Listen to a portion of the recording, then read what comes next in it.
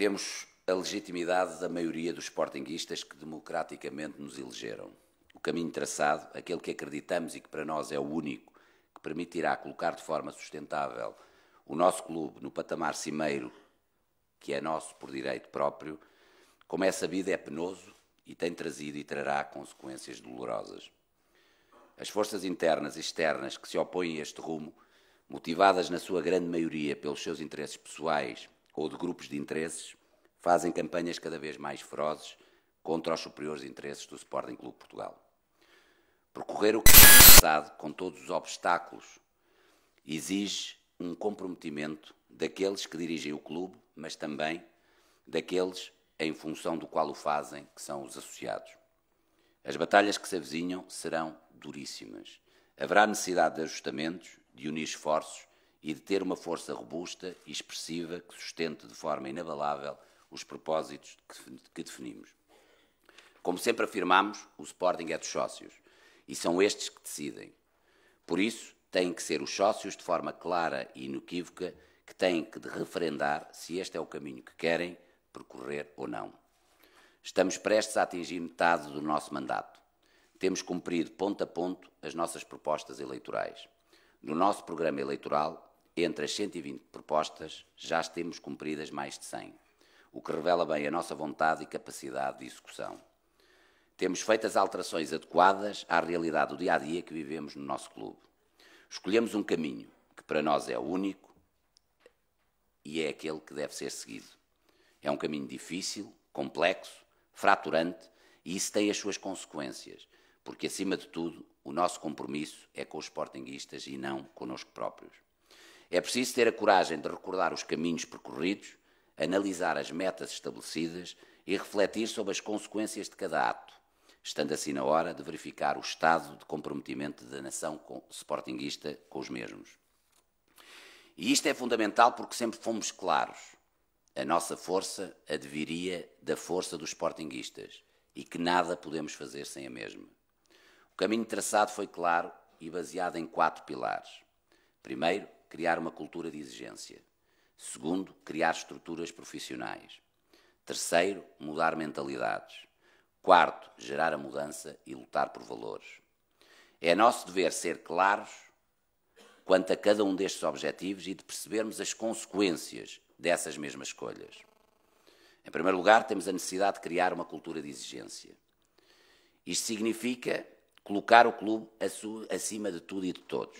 Como consequência, criamos o ideal da verdadeira importância de cada um de nós enquanto servidores do clube e não podemos permitir que o inverso se passe.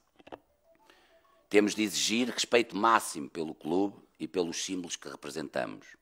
Com isto, destruímos paradigmas falsos e errados, o que levaram a uma inevitável revolta de quem não respeita o clube nem os nossos símbolos. Temos de penalizar de forma clara quem não dignifica o clube. E isto implica um conflito de personalidades e um conflito de egos permanente que continuam a ser uma realidade no nosso clube. Temos de elevar padrões de exigência e de ambição. Como consequência, temos a tão propagada pressão que todos aqueles que não têm estatura suficiente para representar este clube se queixam. Temos que criar atletas comprometidos com o clube. Como consequência, iremos perder os que não estão comprometidos com o clube, seja qual for a sua valia técnica ou a sua idade. E isto irá acontecer até ser realizada a profunda mudança de atitude e de mentalidade. Vai demorar anos a conseguir. Temos de lutar contra a inércia e a incompetência. Como consequência, temos o aumento exponencial dos inimigos internos, que se acabam por transformar nas tais fontes seguras que são citadas diariamente em campanhas de difamação contra esta direção e, consequentemente, contra o nosso clube. E que assim vão continuar até a eliminação de todos os focos de instabilidade que ainda persistem dentro do nosso clube. E temos de caminhar até que a confiança dos sportinguistas nesta direção seja total. Temos, de uma vez por todas, de deixar de acreditar em boatos ou notícias maldosas, notícias encomendadas por fontes externas e, infelizmente, também internas, fontes da nossa própria família sportinguista, que todos os dias são veiculadas através das redes sociais e da comunicação social. Em segundo lugar, o segundo pilar é a criação de estruturas profissionais. Sempre alertámos que, após os despedimentos coletivos necessários e que tivemos a coragem de os fazer, teríamos de deixar passar um tempo para analisar o conjunto de staff e colaboradores que permaneceram e de arranjar condições financeiras para trazer mais competências para dentro do clube. Sabemos hoje que será necessário continuar com a reestruturação de pessoal e de serviços externos. Agora não por uma questão de redimensionamento da nossa equipa, mas por uma questão de competência. É preciso contratar profissionais que tragam as competências necessárias para melhorar as diferentes áreas do nosso clube. Em consequência, existirão mais conflitos e contribuiremos para existirem mais fontes junto dos média que vão alimentando as constantes campanhas de estabilização do clube. O terceiro pilar é a mudança de mentalidades. E para isto, temos de trazer os sportinguistas para dentro da família dos associados, contribuindo de forma direta para o engrandecimento do nosso clube, independentemente dos resultados desportivos.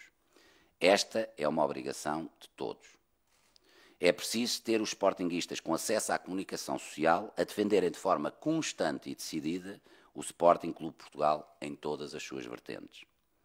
É preciso que todos os sportinguistas coloquem o Sporting Clube Portugal acima de tudo e deles próprios, deixando-se de ser movidos por interesses meramente pessoais. É preciso deixar de ter medo de assumir a nossa grandeza. É preciso deixarmos de ter complexos, de ter medo de assumir posições, por muito duras que estas sejam.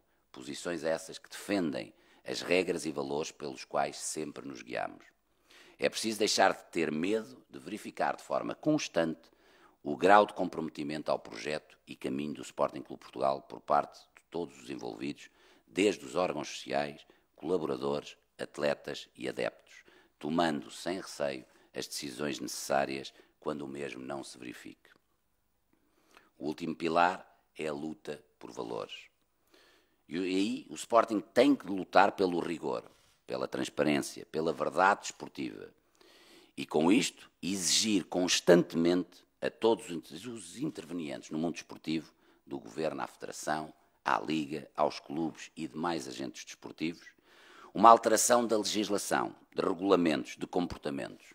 Não nos podemos render ao que de mal estes fazem, mas sim vivermos com o orgulho de sermos diferentes pela positiva.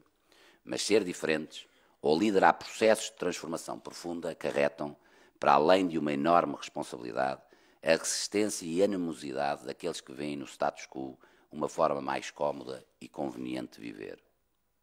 A violência com que vários sportinguistas e muita comunicação social nos atacam diariamente numa clara cruzada de fragilizar esta direção e o nosso clube e a forma como demonstram a sua desconsideração tentando branquear o que de bom é feito são evidentes. Neste ponto vou-me apenas referir a 3 acontecimentos recentes. Primeiro, fui recebido pelo Presidente da FIFA e pelo Presidente da UEFA.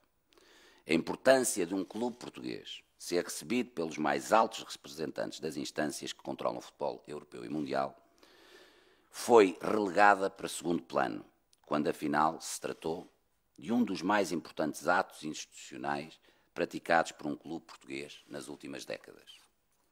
Em segundo lugar, nos últimos meses, vários opinadores e comentadores da imprensa e televisão, alguns deles adeptos do nosso clube, recorrentemente tentaram criar uma ideia que a crise que afeta o país, e nomeadamente o setor bancário, iriam afetar a reestruturação financeira levada a cabo por esta direção. Esta reestruturação foi terminada com um enorme sucesso, o que, conciliada com a gestão efetuada por esta direção nos últimos quase 2 anos, coloca o Sporting numa situação de estabilidade e de sustentabilidade muito superior à dos nossos rivais. Este feito, por ter sido alcançado pelo nosso clube, não passou de meras notas de rodapé e de notícias fugazes.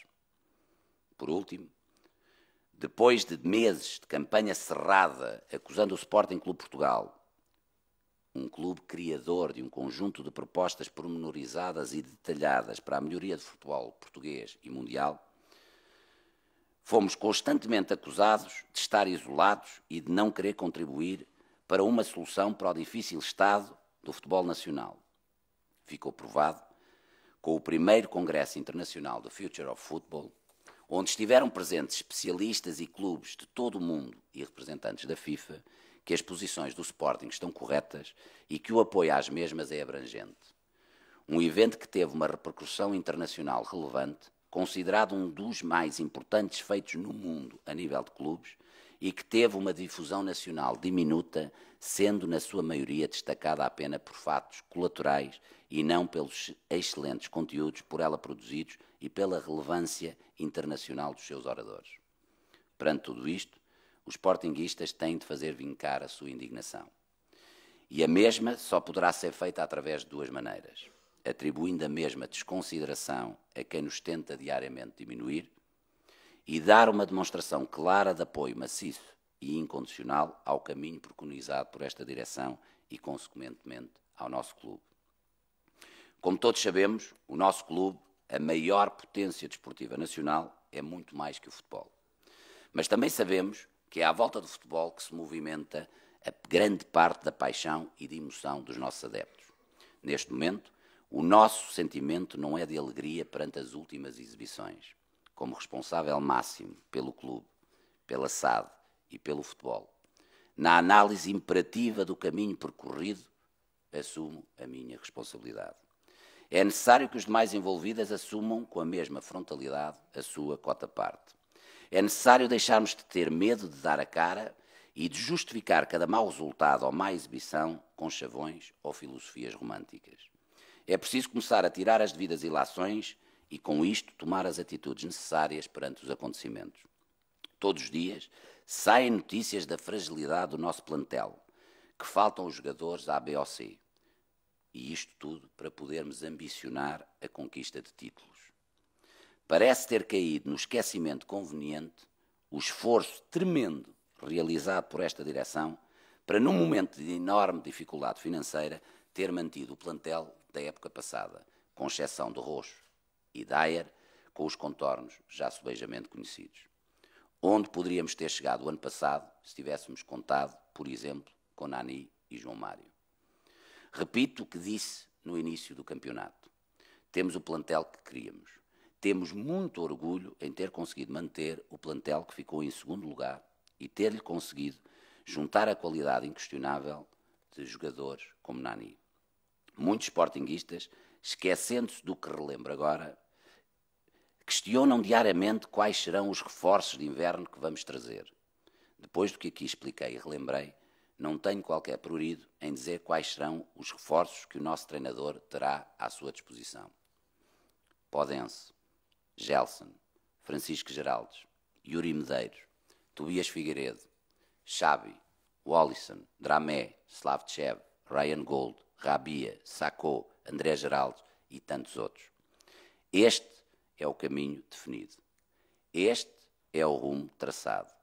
Isto é aquilo em que nós acreditamos. E é com isto que queremos verificar o comprometimento de todos os sportinguistas. E é neste momento em que, não estando na posição ambicionada no campeonato nacional, nem com as exibições esperadas, que continuamos altamente motivados e determinados, totalmente focados nas tarefas a que nos propusemos cumprir e com o sentimento de total honra e orgulho em servir este enorme clube, que com toda a humildade nos colocamos nas mãos dos associados. Queremos ver do lado dos associados o mesmo empenho e orgulho na persecução do caminho que estamos a seguir.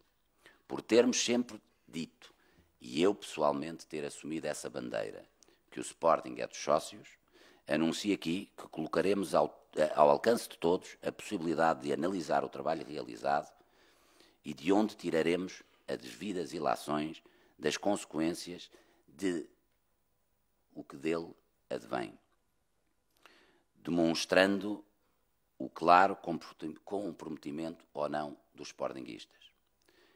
É para nós fundamental, neste momento que estão decorridos quase 2 anos, e que os sportinguistas têm ao seu acesso aquilo que são as consequências claras de cada caminho traçado, que os mesmos demonstrem o seu comprometimento ou não com este caminho. Por isso apelo aos sportinguistas que quebrem o seu silêncio e, se estão de acordo com o rumo definido, que se manifestem. Por isso, irei pedir ao Sr. Presidente da Mesa da Assembleia Geral para convocar em janeiro uma Assembleia Geral para que os sócios, em consciência, se possam livremente expressar e decidir. Pelo nosso lado, temos a firme convicção que é este o único caminho a percorrer e para o qual estamos disponíveis. Consideramos, por isso, um imperativo que os associados reforcem a confiança no rumo traçado. Aceitaremos qual for o resultado da vontade dos sócios e retiraremos as devidas ilações. Só assim teremos o destino clarificado por parte daqueles a quem compete decidir o destino do nosso clube, os associados. Viva o Sporting Clube Portugal!